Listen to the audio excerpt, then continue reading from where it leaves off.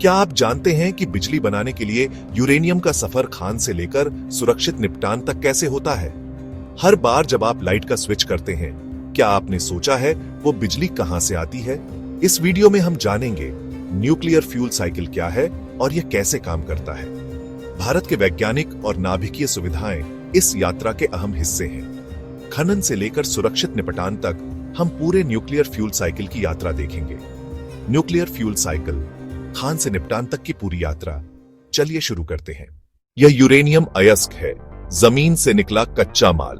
यह सिर्फ एक पत्थर जैसा दिखता है, लेकिन इसमें अपार ऊर्जा छिपी होती है।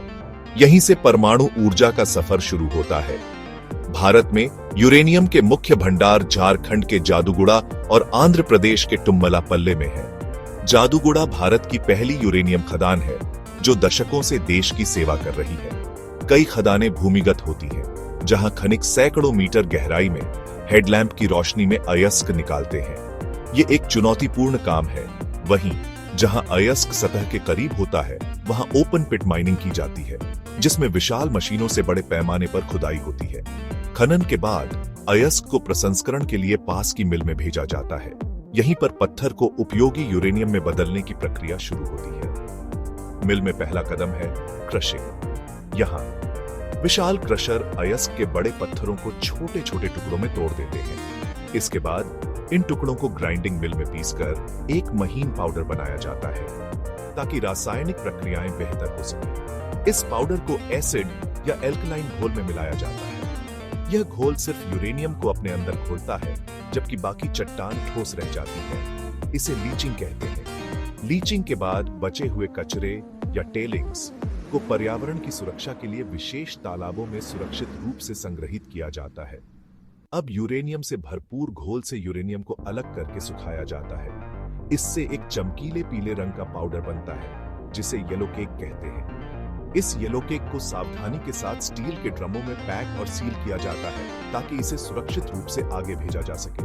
यह है परमाणु ईंधन चक्र का पहला चरण, खनन से येलो केक तक का सफर। यह येलो केक ही वह आधार है जिससे आगे परमाणु ईंधन बनेगा। यह येलो केक मिलिंग के बाद कन्वर्जन प्लांट में भेजा जाता है, जहां रासायनिक रूपांतरण होता है। कन्वर्जन में येलो केक को गैस UF6 में बदला जाता है, जिससे इसे समृद्ध किया जा सके। UF6 गैस को सेंट्रीफ्यूज में खिलाया जाता है।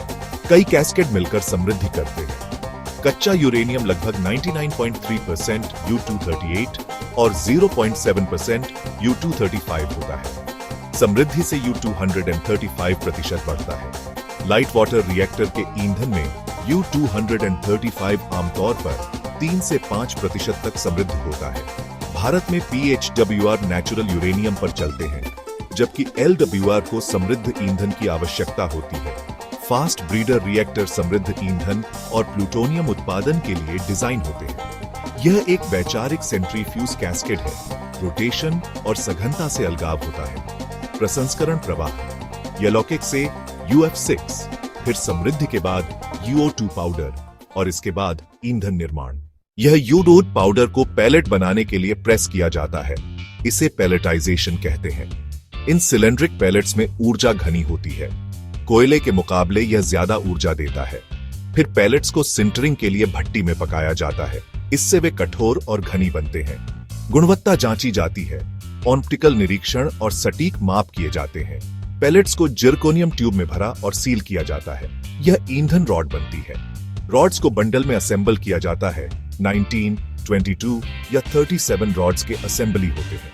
यह उदाहरण है न्यूक्लियर फ्यूल कॉम्प्लेक्स हैदराबाद जैसा फैक्ट्री स्थल। फ्यूल असेंबली को शील्डेड कास्ट में लौट कर ट्रांसपोर्ट किया जाता है, फिर रिएक्टर के लिए भेजा जाता है। यह ईंधन असेंबली रिएक्टर को सुरक्षित रूप से लौट की जा रही है। यहीं से बिजली बनाने का सफर शुरू होता है। रिएक्टर कोर में ये ईंधन बंडल एक नियंत्रित परमाणु विखंडन प्रक्रिया शुरू करने के लिए तैयार हैं, जो भारी मात्रा में ऊर्जा छोड़ेगी। एक न्यूट्रॉन U235 के साथ टकराता है और नाभिक विभाजित हो जाता है। इस प्रक्रिया को फिशन कहते हैं।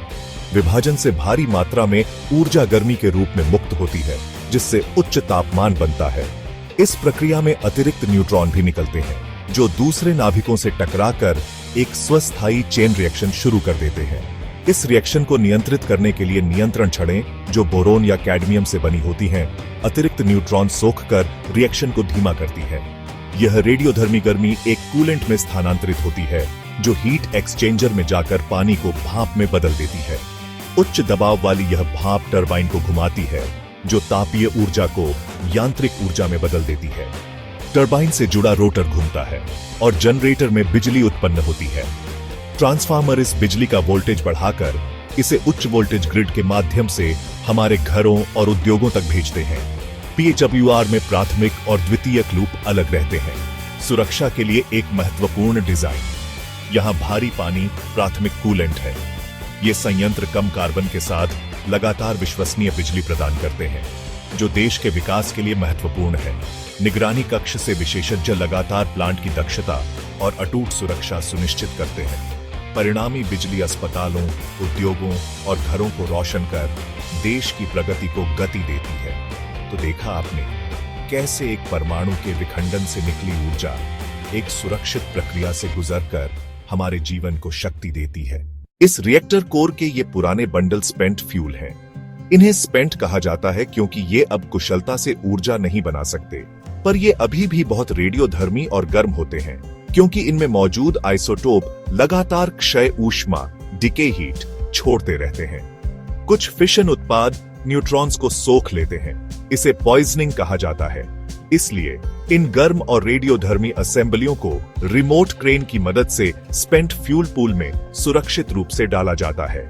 पानी एक बेहतरीन रेडिएशन शील्ड और कूलेंट दोनों का काम करता है जो कर्मचारियों और पर्यावरण की सुरक्षा करता है। पूल के सर्कुलेशन पंप और फिल्टर सिस्टम ताप और रेडियोधर्मिता नियंत्रण में सहायक होते हैं। यहाँ स्पेंट फ्यूल कई वर्षों तक पूल में ठंडा और ढका रहता है। ठंडा होने पर असेंबली को ड्राई कैस्क में स्थानांतरित किया जाता है जो पैसिव वेंटिंग से ठंडा रहता है। ड्राई कैस्क यार्ड में सेंसर लगातार रेडिएशन और तापमान मॉनिटर करते हैं।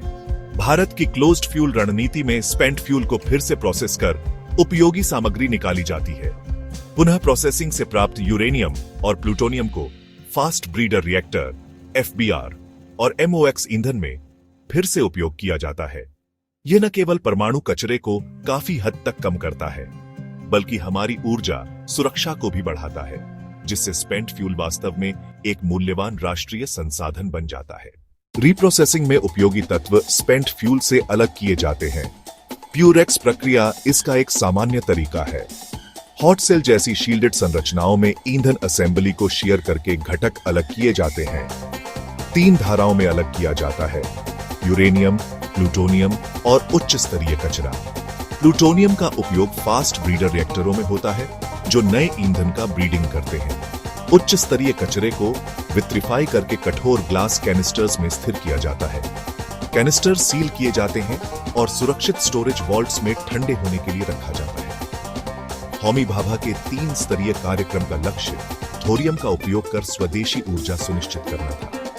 भारत के केरल तट पर मोनाजाइट समुद्री रेत में प्रचुर थोरियम भंडार पाए जाते हैं जो भविष्य की कुंजी है। विट्रिफाइड कैनिस्टर्स में उच्च स्तरीय रेडियोधर्मी अपशिष्ट सुरक्षित रूप से संचित किया जाता है। DGR में ग्लास, कैनिस्टर, बेंटोनाइट और होस्ट रॉक परतें मिलकर सुरक्षा प्रदान करती हैं।